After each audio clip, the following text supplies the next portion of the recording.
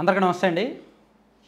రేవంత్ రెడ్డి గారు తెలంగాణ ముఖ్యమంత్రిగా బాధ్యతలు చేపట్టి సుమారుగా 10 నెలలు అవుతుందేమో కదా, 10 నెలలు 9 నెలలు అవుతుంది.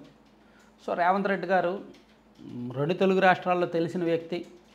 చాలా చిన్న స్థాయి నుంచి, ఒక మండల స్థాయి జడ్పీటీసీ స్థాయి నుంచి ఎమ్మెల్యేగా 2 సార్లు గెలిచి ఆ తర్వాత పీసీసీ అధ్యక్షుడు అయ్యి చాలా పోరాటమే చేశాడు ఆయన, చాలా యుద్ధమే చేశాడు ఆయన. సాధారణ కార్యకర్త స్థాయి నుంచి సీఎం స్థాయికి ఎదగడంలో బహుశా చాలా అరుదైన రాజకీయ నాయకుడు.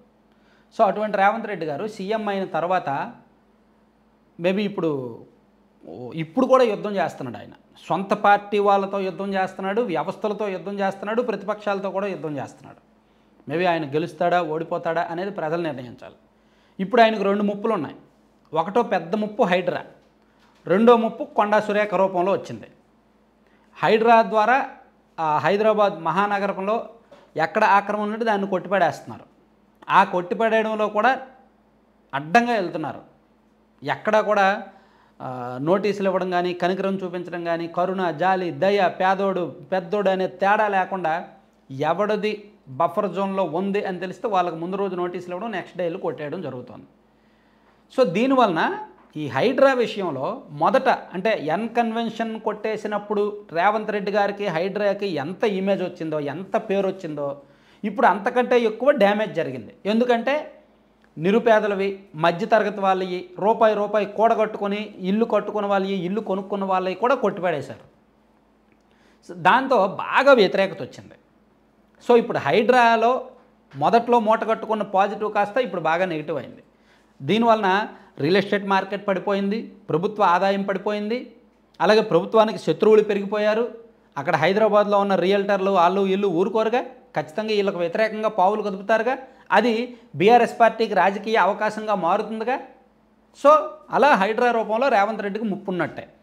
అయితే ఇక్కడ కంక్లూజన్ ఒక పాయింట్ చెప్తా. హైడ్రా అనేది ఎంతైనా సరే జీహెచ్ఎంసీయే లిమిట్.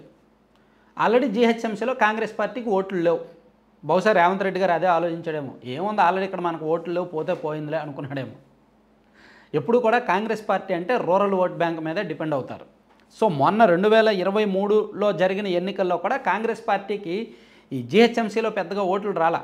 ఇక్కడ అన్ని మ్యాక్సిమం బీఆర్ఎస్ బీజేపీ వాళ్ళే ఎక్కువ గెలిచారు. బీఆర్ఎస్ పార్టీకి భారీ మెజార్టీలతో రాష్ట్రం మొత్తం అధికారం కోల్పోయిన బీఆర్ఎస్ పార్టీ ఇక్కడ మాత్రం కుత్బుల్లాపూర్ ఆయనకేమో 85,000 మెజారిటీ, తర్వాత ఈ సనత్ నగర్లో భారీ మెజార్టీలు వచ్చాయి బీఆర్ఎస్ పార్టీ వాళ్ళకి కదా.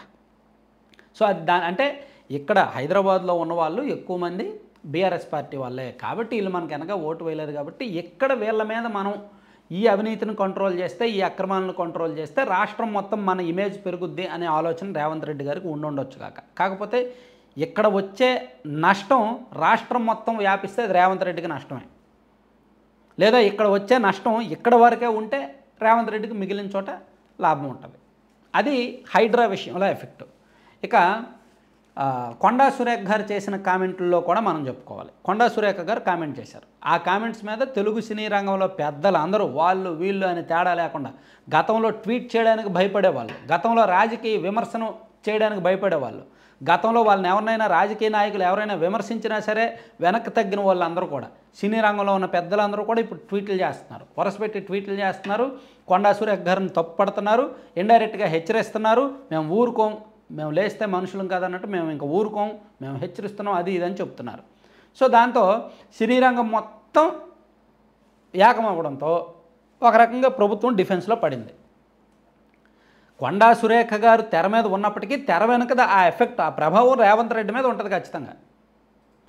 కొండా సురేఖ గారు ఏం చేస్తున్నారు, మొండిగా నేను సమంత మీద, నాగ చైతన్య, నాగార్జున ఫ్యామిలీ మీద చేసిన కామెంట్స్ వెనక్కి తీసుకుంటున్నా, కానీ కేటీఆర్ అటువంటి వాడే, కేటీఆర్ అలాంటి పనులే చేస్తాడు అని చెప్తున్నారు.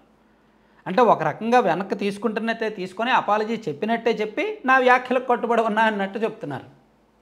అక్కడ ఆమె చేసిన కామెంట్స్ కారణంగా ఆమె నిజానికి వీళ్ళ పొలిటికల్ టార్గెట్ కేటీఆర్, కానీ అక్కడ టార్గెట్ అయింది ప్లస్ పరువు పోగొట్టుకున్నది నాగార్జున ఫ్యామిలీ, బజార్ను పడింది నాగార్జున ఫ్యామిలీ.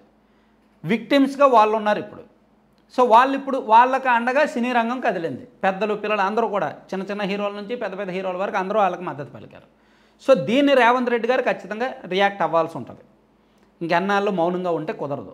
ఆయన కొండా సురేఖ చేత రిజైన్ చేయించడమా, లేదంటే మళ్ళీ ఓపెన్గా నాగార్జున గారు వీళ్ళందరూ ఫ్యామిలీ పేరు పెట్టి మళ్ళీ బహిరంగ క్షమాపణ చెప్పించడమా, ఇవన్నీ ఇది ఏం చేస్తారనేది వాళ్ళ ఇష్టం. మేబీ సినీ పెద్దలందరితో రేవంత్ రెడ్డి గారు మాట్లాడి ఇంటర్నల్గా ఒక మీటింగ్ పెట్టుకొని సాల్వ్ చేసుకోవడమా, ఏదో ఒకటి చేయాలి, ఏదో ఒకటి జరగాలి. సో ఇప్పుడు రేవంత్ రెడ్డికి ఈ 2 ముప్పులు చాలా పెద్ద ముప్పులు ఉన్నాయి. ఈ ముప్పులతో పాటు మొదటి నుంచి ఉన్న ముప్పు ఏంటి? కాంగ్రెస్ పార్టీలోనే ఉన్న శత్రువులు, తన మంత్రివర్గంలోనే తనకు శత్రువులు ఉన్నారు.